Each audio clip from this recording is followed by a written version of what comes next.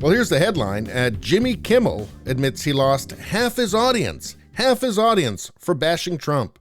And he's fine with that. Yeah, he never had any choice. The people that allow Jimmy Kimmel to suck up to brainless celebrities on TV would not have it any other way. Do you remember this from 2016?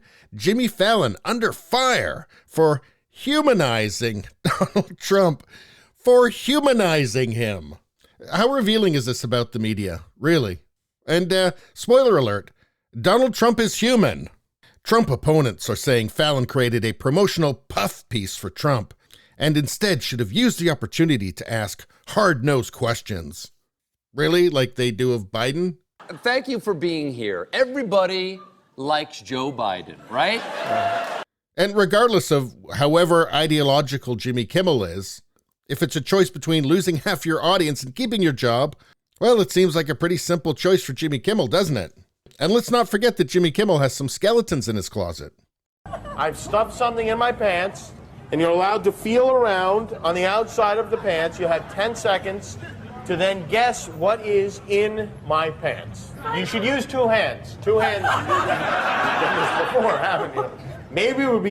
Wow, that doesn't feel very feminist. In fact, that feels straight up patriarchy. And it's the sort of thing that late night joke tellers are supposed to be against. Ooh, what have we got here? This is Jimmy Kimmel in blackface. That's him as Karl Malone. That's some straight up supremacy right there.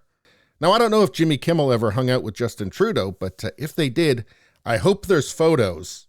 But it goes without saying that a woke audience is not going to like this very much at all.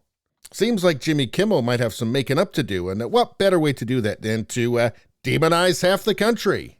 Late-night comedian Jimmy Kimmel admitted during a Wednesday podcast appearance that he may have lost half his audience, possibly even more than that, when he made a conscious choice to bash former President Donald Trump. Yes, a conscious choice. He said, I have to do this, so I'd better just do it. Kimmel discussed the issue with that Naked Lunch podcast host and Everybody Loves Raymond creator Phil Rosenthal, and he explained that he decided he could not, in good conscience, lay off the former president for the sake of his own show's success.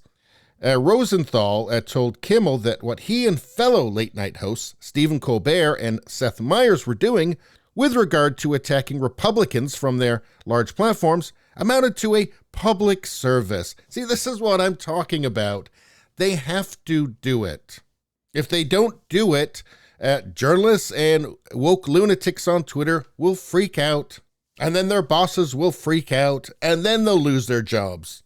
You're the guys who make us feel like we're not alone, Rosenthal said. It's pathetic. And you know that these late-night joke tellers like Jimmy Kimmel, they're not acting in good faith. And you know it because the jokes only go one way. Because there's another guy who's well-deserving of plenty of ridicule.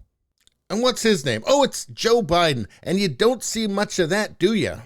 Of course, there's a fact check on this from PolitiFact. Let's check that out. Says Jimmy Kimmel, Jimmy Fallon, and Stephen Colbert are still not doing Biden jokes. Well, that's false.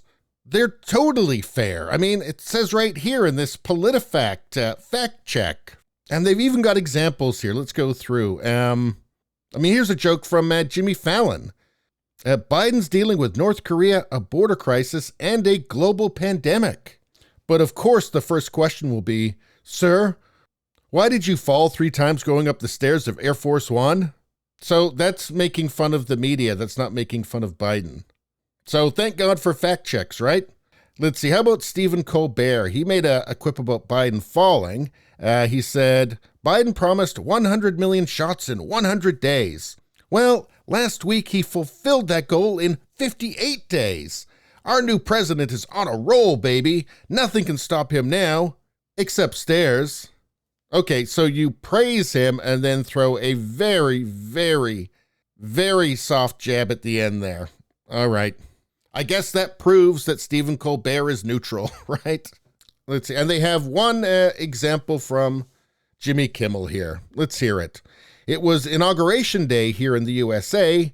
Joseph Rapunzel Biden is our 46th president. Biden's middle name is actually Robinette. So that's it. So, yeah, okay. Maybe Jimmy Kimmel should have PolitiFact on his show. Seems like they'd get along. But anyway, Kimmel is saying he's lost, well, at least half of his audience, and he doesn't care. Which is good because, in general, not many people care. And really, considering that these kind of celebrity worship shows are pretty much worthless, it's probably best for everybody if the audience keeps shrinking and shrinking and shrinking until it no longer exists. And people like Jimmy Kimmel and Stephen Colbert can just go away. Finally. Anyway, please subscribe, like, and share. That really helps me out. I thank you for that. I will see you next time.